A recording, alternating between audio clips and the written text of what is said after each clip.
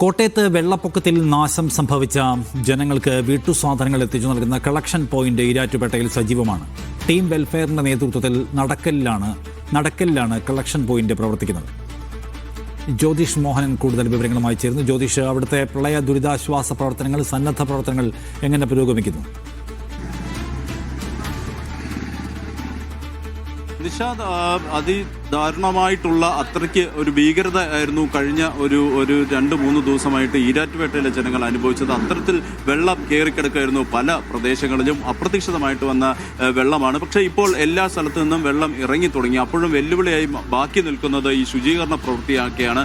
പല വീടുകളിലും പല സാധനങ്ങളെല്ലാം തന്നെ നഷ്ടപ്പെട്ടു പോകുന്ന സാഹചര്യം ഉണ്ടായി. പല സാധനങ്ങളും നശിച്ചു പോകുന്ന സാഹചര്യം ഉണ്ടായി. അപ്പോഴാണ് ഇപ്പോൾ ഒരു കളക്ഷൻ പോയിന്റിലൂടെ പല ജനങ്ങൾക്കും ഇത്തരത്തിൽ സാധനങ്ങൾ എത്തിച്ച് നൽകുന്ന ഒരു കളക്ഷൻ പോയിന്റ് കാണുന്നത്. എനിക്ക് എൻ്റെ പിന്നിലേക്ക് കാണാം, ആ ദൃശ്യങ്ങളിൽ കാണാം എന്തുമാത്രം ഉള്ള വസ്തുക്കളാണ് ഇങ്ങനെ വെച്ചിരിക്കുന്നത്. പല ഈ ദുരന്തം അനുഭവിക്കുന്ന പല ആളുകൾക്കും നൽകാൻ വേണ്ടിയിട്ട് ഇവിടെ ഇങ്ങനെ വെച്ചിരിക്കുകയാണ്.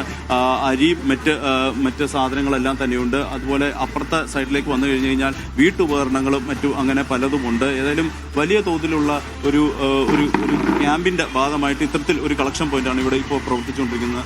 ചേട്ടാ, ഇത് ഇപ്പോൾ എവിടെയൊക്കെ നമ്മളിപ്പോൾ ഇത് കൊടുത്തിട്ടുണ്ട്, എവിടെയൊക്കെ നമുക്ക് കൊടുക്കാൻ സാധിച്ചിട്ടുണ്ട്? നമ്മളിപ്പം പ്രാഥമികമായിട്ട് നമ്മൾ കളക്ഷൻ്റെ പ്രോസസ്സിലാണ് നമ്മളിപ്പോൾ ഉള്ളത്. സാധനങ്ങൾ വന്നുകൊണ്ടിരിക്കുന്നത്. നമ്മൾ സോഷ്യൽ മീഡിയ വഴിയൊക്കെ പ്രചരണം നടത്തി സാധനങ്ങൾ നാട്ടിൽ നിന്നും നമ്മൾ മറ്റു സംവിധാനങ്ങളിൽ നിന്നൊക്കെ സംഗതികൾ വന്നുകൊണ്ടിരിക്കുന്നു. നമ്മൾ ഇന്നലെ മുതൽ കൊടുത്തു തുടങ്ങിയിട്ടുണ്ട്. അതുപോലെ നമ്മൾ സിസ്റ്റമാറ്റിക് ആയിട്ടാണ് കൊടുക്കുന്നത്. വരുന്നവർക്ക് കൊടുക്കാനുള്ള ശൈലിയല്ല. നമ്മൾ കൃത്യമായ രജിസ്റ്ററുകൾ ഉണ്ടാക്കി നമ്മൾ വീടുകളിൽ പോയി അന്വേഷിച്ച് ആളുകളെ അർഹരാണെന്ന് കണ്ടെത്തിക്കൊണ്ട് അവരിലേക്ക് എത്തിക്കുന്ന ഒരു ശൈലിയാണ് നമ്മൾ കാണുന്നത്. ആ രീതിയിൽ നമ്മൾ കൊടുക്കുകയാണ്.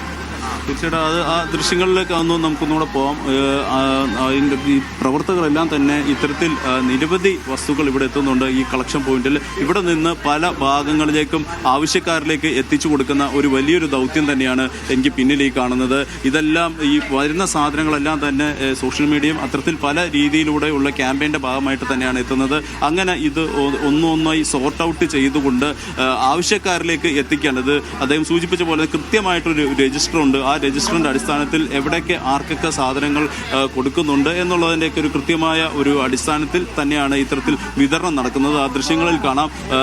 ക്ലീനിങ്ങിന് വേണ്ടിയിട്ടുള്ള ഉപകരണങ്ങൾ ഉൾപ്പെടെ ഇവിടെ ബെഡ് ഉണ്ട്. ബെഡെല്ലാം ഇത്തരത്തിൽ പല വീടുകളിലും ഇതെല്ലാം നനഞ്ഞു പോയിട്ടുണ്ടാവും. അതിൻ്റെ ഒരു പശ്ചാത്തലത്തിൽ ഇത്തരത്തിൽ കിടക്കാനുള്ള മെത്ത, അതുപോലെ ബക്കറ്റ്, ക്ലീനിങ്ങിന് വേണ്ടിയിട്ടുള്ള ശുചീകരണ പ്രവൃത്തിക്ക് വേണ്ടിയിട്ടുള്ള ചൂലും അത്തരത്തിൽ നിരവധി സാധനങ്ങൾ, ഒരു വീടിന് എന്തൊക്കെ വേണമോ അതെല്ലാം, കുട്ടികളുടെ വസ്ത്രങ്ങൾ ഉൾപ്പെടെ പലതും നമുക്ക് ഈ ദൃശ്യങ്ങളിൽ കാണാം. അത്തരത്തിൽ പല മേഖലകളിലും ഇത്തരത്തിലൊരു സാഹചര്യമാണ്. പല വീടുകളിലും പല സാധനങ്ങളെല്ലാം തന്നെ നശിച്ചു പോയ ഒരു സാഹചര്യമാണ്. അപ്പോൾ തീർച്ചയായിട്ടും ഇതൊരു ജനങ്ങൾക്ക് വലിയൊരു ഉപകാരമാവുന്ന തരത്തിലേക്കുള്ള ഒരു പ്രവർത്തന രീതിയാണ് ഇപ്പോൾ ഇവിടെ നടന്നുകൊണ്ടിരിക്കുന്നത്. ഇപ്പം നമുക്കിപ്പോൾ എവിടെ നിന്നൊക്കെ നമുക്കിപ്പോൾ സാധനങ്ങൾ വന്നിട്ടുണ്ട്? നമുക്കിപ്പോൾ മലപ്പുറത്തുനിന്ന് ഒരു ലോഡ് വന്നിട്ടുണ്ട്. മമ്പാടുന്ന് ഇന്നലെ രാത്രി വന്നതാണ് ഒരു ലോഡ് സാധനം. മാട്രസ് ഉണ്ട്, കിച്ചൺ സെറ്റ് ഉണ്ട്, ബക്കറ്റ്, ക്ലീനിങ് ഐറ്റംസ് എല്ലാം കൂടെ വന്നിട്ടുണ്ട്. ഇതിപ്പം എവിടെ നിന്നൊക്കെ ഫോൺ കോൾ വന്നിട്ട് അതിന്റെ അടിസ്ഥാനത്തിലാണ് ഇവിടുന്ന് പോകുന്നത്? എങ്ങനെയാണ് ഇതിന്റെ ഒരു രീതി? ഇത് നമ്മുടെ വാർഡിലെ മെമ്പർമാർ വിസിറ്റ് ചെയ്തിട്ട് ആവശ്യമുള്ളവർ നോക്കിയിട്ട് അവർക്ക് കൊടുക്കും.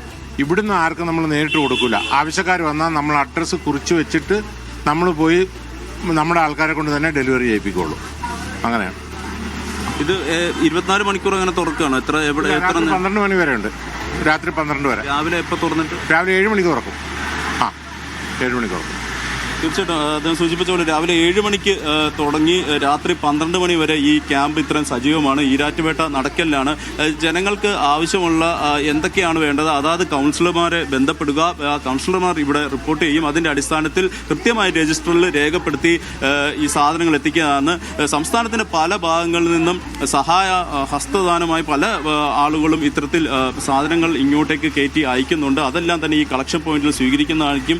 അവിടെ നിന്ന് ആവശ്യക്കാർക്ക് കൃത്യമായിട്ടുള്ള രേഖകളോടുകൂടി തന്നെ വരുന്ന ആവശ്യക്കാർക്ക്, കൗൺസിലർ വഴി വരുന്ന ആവശ്യക്കാർക്കെല്ലാം തന്നെ ഈ സാധനങ്ങൾ എത്തിച്ചു നൽകുന്നതായിരിക്കും. എൻ്റെ ഈ സൈഡിൽ കാണാം പ്രഷർ കുക്കറും മറ്റ് അത്തരത്തിൽ നിരവധി വസ്തുക്കൾ സാധാരണക്കാരായ ഈ ദുരന്തത്തിൽ പെട്ടുപോയ സാധാരണക്കാരായ മനുഷ്യർക്ക് എത്തിച്ചു നൽകാനുള്ള ഒരു വലിയൊരു കളക്ഷൻ പോയിന്റാണ് എനിക്ക് പിന്നിൽ ഈ കാണുന്നത്. ഈ കോട്ടയം ജില്ലയെ സംബന്ധിച്ച് നോക്കുകയാണെങ്കിൽ ഇപ്പോൾ രാവിലെ തൊട്ട് മഴ ഒന്ന് കുറഞ്ഞു നിൽക്കുന്നുണ്ട്. അതൊരു ഏറെ ആശ്വാസകരമായിട്ടൊരു കാര്യമെന്ന് പറയാം. പുലർച്ചെ നല്ല അതിതീവ്രമായ മഴ അനുഭവപ്പെട്ടതാണ്. അതിനുശേഷമാണ് ശേഷമാണ് ഇപ്പോൾ മഴ ഒന്ന് കുറഞ്ഞു നിൽക്കുന്നത്. അതിൻ്റെ ഒരു പശ്ചാത്തലത്തിൽ പല പ്രദേശങ്ങളിൽ നിന്നും വെള്ളം ഇറങ്ങി തുടങ്ങിയിട്ടുണ്ട്. പ്രത്യേകിച്ച് എടുത്തു പറയേണ്ടത് ഈ ഈരാറ്റുപേട്ട, അതുപോലെ തന്നെ പാല തുടങ്ങിയ പ്രദേശങ്ങളിലെല്ലാം വലിയ തോതിലുള്ള വെള്ളക്കെട്ടുണ്ടായിരുന്നു. അതെല്ലാം തന്നെ ഇറങ്ങിയിട്ടുണ്ട്. ഇപ്പോൾ വെള്ളം നിൽക്കുന്നത് പടിഞ്ഞാറ് മേഖലയിലാണ്. പ്രത്യേകിച്ച് എടുത്തു പറയേണ്ടത് ഈ കുമരകം, അതുപോലെ തന്നെ വൈക്കം, ഏറ്റുമാനൂർ തുടങ്ങിയ പ്രദേശങ്ങളിലെല്ലാം തന്നെ വെള്ളം നിറഞ്ഞു നിൽക്കുകയാണ്. ആർപ്പൂക്കര, ഐമനം തുടങ്ങിയ പ്രദേശങ്ങൾ, ഇല്ലിക്കൽ, താഴത്തങ്ങാടി, കുമ്മനം തുടങ്ങിയ പ്രദേശങ്ങളെല്ലാം ഇപ്പോഴും വെള്ളം നിറഞ്ഞു നിൽക്കുന്നുണ്ട്. വെള്ളം ഇറങ്ങി തുടങ്ങുന്ന ഒരു സാഹചര്യമുണ്ട്. രാവിലെ കണ്ടതിനേക്കാളും അല്ലെങ്കിൽ ഇന്നലെ കണ്ടതിനേക്കാളൊക്കെ വെള്ളം ചെറുതായിട്ട് ഇറങ്ങി തുടങ്ങുന്നുണ്ട്. മീനച്ചിലാർ ഇപ്പോഴും കര കവിഞ്ഞ് തന്നെ ഒഴുകുകയാണ്. അതൊരു വലിയ ആശങ്കയായിട്ട് തന്നെ നിലനിൽക്കുന്നുണ്ട്. ജില്ലയിൽ മഴയൊന്ന് മാറി നിൽക്കുന്നതാണ് ഏറെ ആശ്വാസകരമായ കാര്യം.